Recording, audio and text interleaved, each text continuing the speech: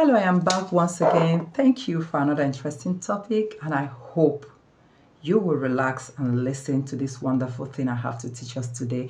My name is Chege. You are on to Chege's World. I welcome each and every one of you.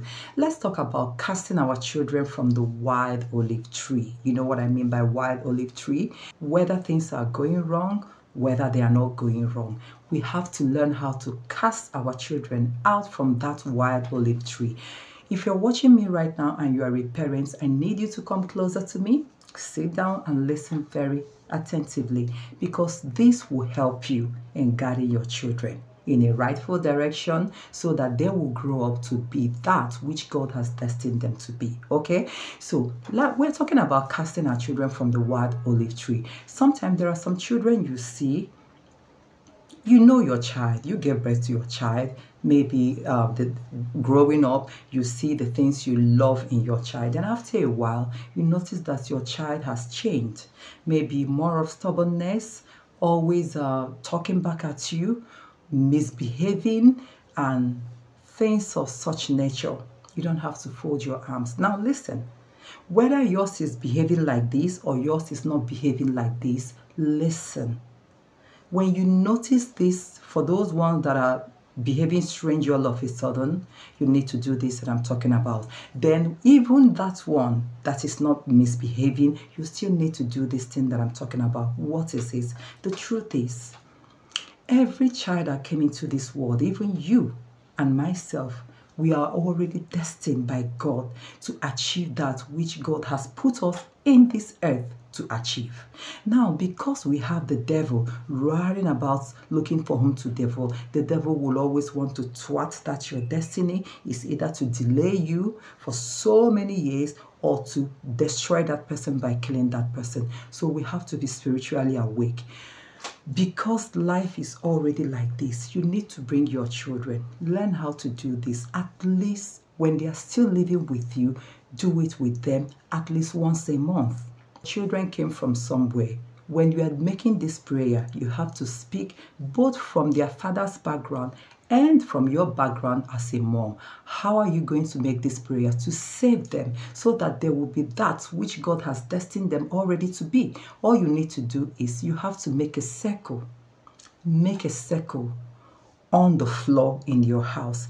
You can use a white chalk if you want to, or spiritually use your hand. Like use your hand physically, but imagine making that circle spiritually. But I rather tell you, go and get a chalk that we used to write on the board. Now draw a very big circle. Put your child in that circle. When you put your child in that circle, begin to pray for that one. You have to make this prayer with every intensity in your heart. Make it with every seriousness, because this is not a joke. You are carving them out from that wild olive tree that is destroying every other members of your family. Because no one gives birth to a child and expect the child to fall, like the child's downfall. Everybody gives birth and expect the child to do better than his or her peers. We always hope for the best. Put your child in that circle. Do it for all of them. Do it for all of them. When you put that child one after the other, don't do it together. Don't have all of them put in that circle at the same time. Draw that circle one after the other. Put that child in that circle. Begin to release that child. You know why it works most? Why it works is because you are the actual mother of that child. You are the actual parents of that child. You gave birth to that child. Another person cannot do this thing for you. Even if another person does it for you and it works, it cannot work more than the one you will do by yourself. So when you learn all these things, you will stop running to every pastor to do everything for you. They are doing the ones they can do already. There are ones you can do by yourself as the mother. Put your child in that circle, then begin to speak upon that child that whatever thing negative, diabolic, in the father's compound, in the mother's compound, that is you, that whatever that is stopping people in that compound from achieving their aim, that shall never get to your child. That whatever that is transpiring in both families, mother and father families compound, that will never get on your child. Begin to pray. I'm not going to tell you how to do your prayers. We all know our individual problems. Maybe in the compound you are married, they die early. Maybe around 30 something, somebody is already dead. Then you speak that untimely death in the child's father's compound, the child's mother's compound, shall never get to that your child. That you are carving that child out from that wild olive tree, because that is actually a wild olive tree. It's too wild. It takes life, it destroys life. Then maybe it could be compound that people are not doing well. Rise and fall. You will think you are getting there. The next thing you crash. Then all these people, you have children. I'm sure you wouldn't want such to happen to your own child. Then you put that child in that circle. That circle represents that thing, that compound or wherever you people came from. Then when the child stays there, you start praying, releasing him or her from all those curses, from all those setbacks. Then after doing that, draw the child out. That's how to do it. You hold the child by the two hands and now say, maybe the child's name is John. You now say, John, I drag you, John, in the name of our Lord Jesus Christ, I drag you out from that wild olive tree. I carve you out from that wild olive tree. You carve your children out. See, we carve ourselves out spiritually. If you don't know, get to know it now.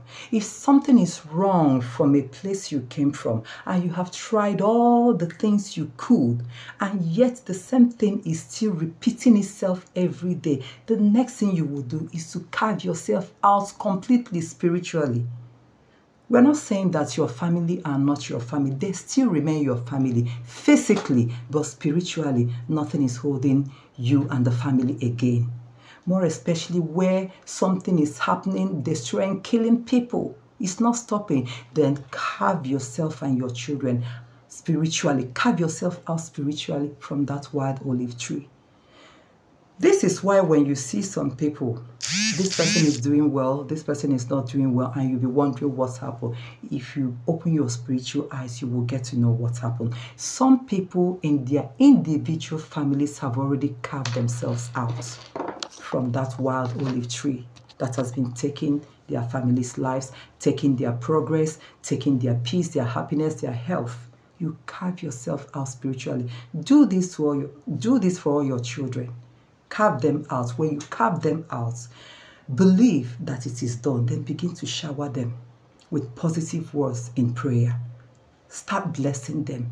Bless them completely. And that is it. If you're too tired, learn how to do it at least once in a month. If you're that tired that you don't have that time, at least do this thing before the year runs out. Make sure you do it even once a year. Keep nurturing them, because when they grow up, by then you'll be getting old, so that they will be able to achieve their aim, the reason why God put them here, and be able to also take care of you. Because you'll be happy when they are doing well.